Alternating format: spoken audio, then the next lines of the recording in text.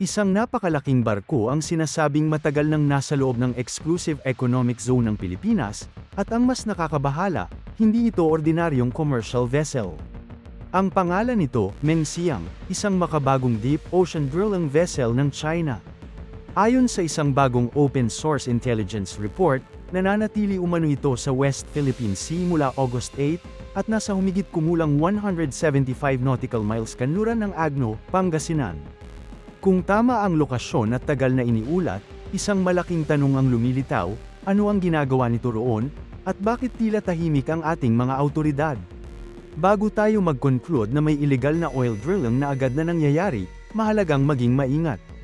Ang Mengxiang ay tunay na isang napaka-advanced na ocean drilling vessel. Ayon sa mga available na maritime at scientific references, itinayo ito para sa malalim na pagbabarena sa ilalim ng karagatan at maaari itong magsagawa ng siyentipikong ocean cross drilling. Kaya hindi sapat na makita lamang ang barko at tawagin itong oil rig. Ang mas mahalagang tanong ay kung ano talaga ang ginagawa nito sa locus yung iniulat, at kung may aktwal na operasyon ng survey o pagbabarena. Dito nagiging kapansin-pansin ang ulat ng Keene Sentinel. Sinasabi nitong mahigit 2 linggo nang nasa loob ng Philippine EEZ ang Mengxiang. Kasama sa ipinakitang ebidensya ang mga mapa, larawan ng barko, at ice data na nagpapakitang mabagal ang galaw nito at may restricted maneuverability. May iniulat din na 2 nautical mile exclusion zone na ipinabobroadcast sa paligid ng barko. At kung totoo ang exclusion zone na yon, hindi ito simpleng detalye lamang. Ang isang barkong nagsasagawa ng sensitibong maritime activity ay maaaring mangailangan ng ligtas na paligid para sa operasyon.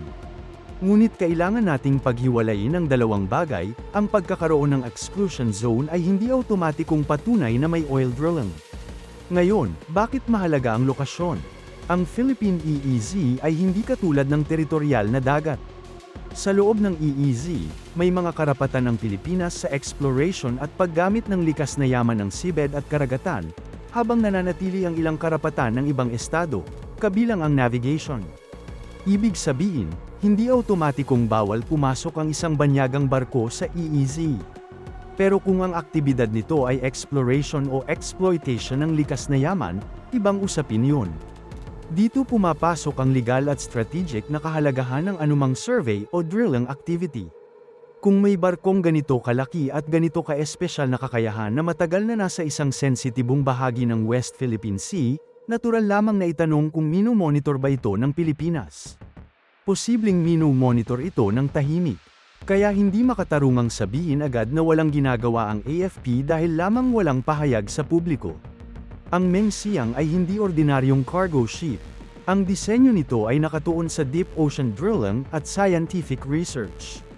Ang ganitong uri ng platform ay maaaring makakuha ng mahalagang impormasyon tungkol sa seabed, geological structures, at mga kondisyon sa ilalim ng karagatan.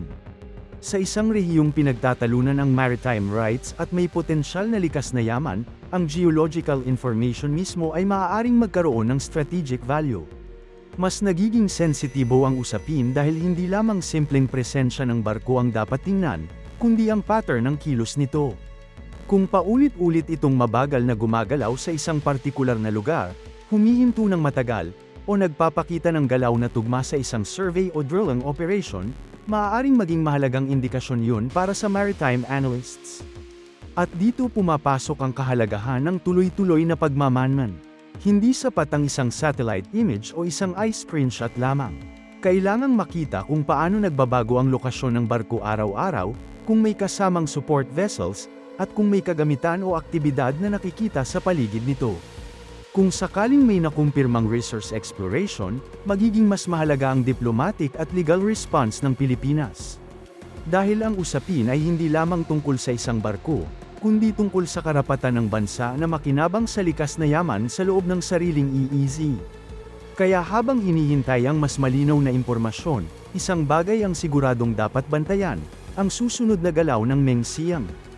Kung ang isang banyagang barko ay nagsasagawa lamang ng scientific research, kailangan pa ring malaman ng Pilipinas kung ano ang survey nito, saan ito nagtatrabaho, at kung may kinakailangang pahintulot. Kung naman may resource exploration, mas seryoso ang usapin. At kung wala namang drilling activity, mahalaga pa rin na malinaw ito upang maiwasan ang maling impormasyon at unnecessary escalation. May isa pang mahalagang detalye, ICE. Ang ICE ay kapaki-pakinabang para sa maritime monitoring, pero hindi ito perpektong sistema.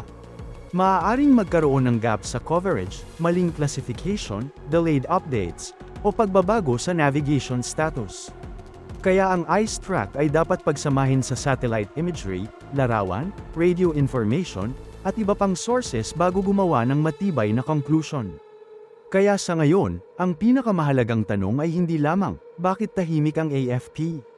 Mas magandang itanong, ano ang alam na ng Pilipinas tungkol sa barkong ito, at ano ang ginagawa nito habang nasa loob ng ating EEZ?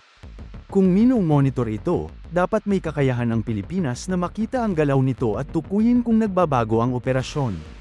Kung may potensyal na drilling o resource survey, kailangang masuri kung may legal na batayan o pahintulot.